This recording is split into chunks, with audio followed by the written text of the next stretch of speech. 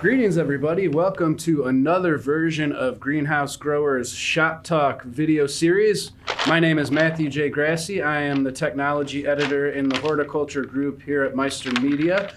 Joining me today for this version of Shop Talk is Saul Alba. Saul is an IPM specialist with Beneficial Insectary up in Reading, California. I actually was just out at MJ BizCon in Vegas last week and saw Saul and some of his team members standing around the booth on the trade show floor with a bunch of lacewing insects. Pretty cool. They had quite a bit of interest there on those bugs that were hanging out in the booth. Saul, first of all, welcome to the show. Thank you for joining me. And real quick, just wanted to kind of get your take on MJ BizCon last week. What you thought of that show? Thanks, Matthew. Good afternoon to everyone. It was big. It was a lot to take in.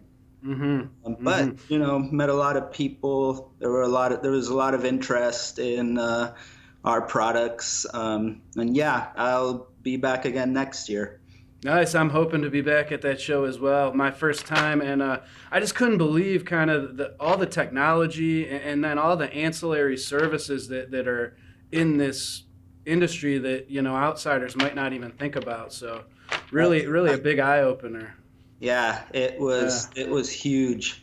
Might have been smart of them to group the booths, you know, based on you know, whether you were in the cultivation or extraction, etc. Yeah, it was a little confusing. It was kind of everyone kind of thrown about, and you had your CBD guys and your CBG guys and your tech, and it was just crazy. Awesome, man. Well, let's dive right into it. So Saul, his background is IPM, and right now he's very focused, from what I understand, helping cannabis growers, controlled environment and greenhouse both to use beneficials and BCAs to get rid of pests and kind of manage stuff. Saul, so you were telling me at the show there's 3 or 4 biological control options, that cannabis growers are kind of buying into heavily. Can you tell us a little bit about that? Well, actually, there's quite a few. There's a lot of different BCAs. Some are specialists. Some are more generalists. I think we just talked about 4 of the most used, basically, to help control 4 important pests in cannabis. So if you'd like, I could just go down that list we talked about.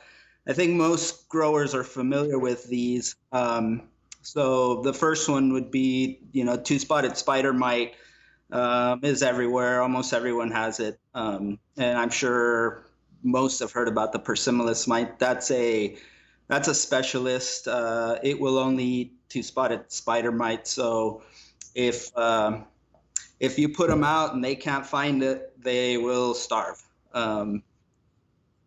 Then there's for thrips, which is another pest that some people are, you know, concerned about. There are a number of mites, just like with 2-spotted spider mite, that prey on them, and one of the most popular is the Swirsky mite, which actually preys on both thrips and whitefly. Even though whitefly is not a major pest that I've run into. And then there's the new pest. Well, it's not new. It evolved with the plant, along with the plant, the cannabis aphid, hemp aphid, bang aphid, however it's known. And there's a number of aphid predators that can be used to try and control it. The most popular would be the green lacewing, like the ones you saw at the show. And then finally, rice root aphid. That's been around for a bit now too.